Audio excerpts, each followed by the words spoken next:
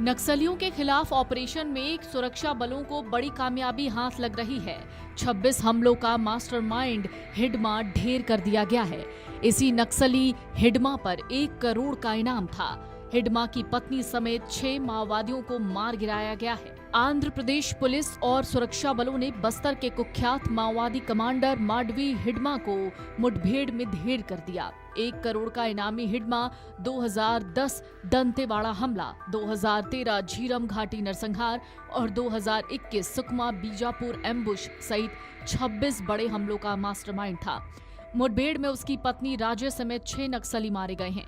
PLJA battalion number 1 के प्रमुख हिडमा की मौत को सुरक्षा एजेंसियां माओवादी नेटवर्क पर अब तक का सबसे बड़ा झटका मान रही हैं। दरअसल छत्तीसगढ़ और आंध्र ओडिशा बॉर्डर के जंगलों में सालों तक दहशत फैलाने वाला माओवादी कमांडर माडवी हिडमा, जिसका नाम सुनते ही सुरक्षा एजेंसियों में अलर्ट बज जाता है, आखिरकार ढेर कर दिया गया। दरअसल छत्तीसगढ़ और आंध्र ओडिशा बॉर्डर के जंगलों में सालों तक दहशत फैलाने वाला माओवादी कमांडर माडवी हिडमा, जिसका नाम सुनते ही सुरक्षा एजेंसियों में अलार्म बज जाता था, आखिरकार ढेर कर दिया गया। जिस हिडमा पर 1 करोड़ का इनाम था और 26 से ज्यादा खूनी हमलों का मास्टरमाइंड माना जाता था, उसे मार गिराना सबसे बड़ी उपलब्धि है।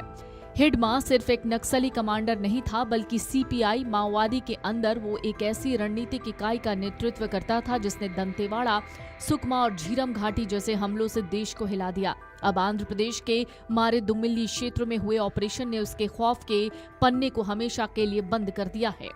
आंध्र प्रदेश पुलिस की स्पेशल टीम ने सुबह मारे दुमिल्ली इलाके में एक सटीक और तेज ऑपरेशन चलाया। सुबह करीब 6 से 7 बजे के बीच शुरू हुई मुठभेड़ में हिडमा सहित 6 माओवादी मारे गए।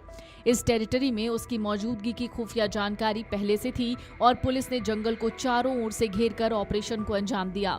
DGP हरीश कुमार गुप्ता ने इसकी पुष्टि करते हुए इसे एक मेजर स्ट्रैटेजिक ब्रेक थ्रू बताया है।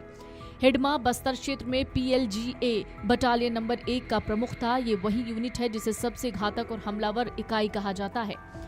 76 CRPF जवानों की मौत दरअसल साल 2010 में दंतेवाड़ा हमले में हुई थी। 2013 की झीरम घाटी नरसंहार में कांग्रेस नेताओं सहित 27 लोग मारे गए थे। 2021 के सुकमा बीजापुर एम्बुश में 22 जवान शहीद हुए थे और इन सभी हमलों का मास्टरमाइंड हिडमा ही था। इसके अलावा बस्तर में सालों तक उसने गुरिल्ला ऑपरेशन की अगुवाई की और उसका आतंक स्थानीय आदिवासी समुदाय तक में गहरा था। 1981 में छत्तीसगढ़ के सुकमा के पूर्ववर्ती इलाके में जन्मा हिडमा कम उम्र में ही माओवादी संगठन में शामिल हो गया था।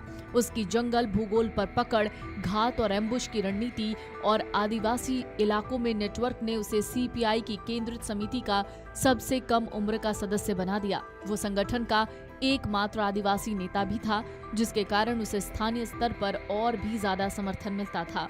खुफिया सूत्रों के मुताबिक इस मुठभेड़ में हिडमा की दूसरी पत्नी राजे उर्फ राजक्का भी मारी गई है। वो हिडमा के साथ कई ऑपरेशन में एक्टिव रही है। हिडमा की मौत के साथ उसकी कोर टीम के खत्म होने से माओवादी संगठन को बड़ा नुकसान पहुंचा है। सुरक्षा एजेंसियां हिडमा के खात्मे को पिछले 1 दशक का सबसे बड़ा ऑपरेशन मान रही हैं। बस्तर का माओवादी ढांचा काफी हद तक उसकी रणनीति और नेतृत्व पर निर्भर था। अधिकारियों का मानना है कि उसके मारे जाने से न केवल कई मॉड्यूल कमजोर होंगे, बल्कि भर्ती और फाइनेंसिंग पर भी सीधा असर पड़ेगा।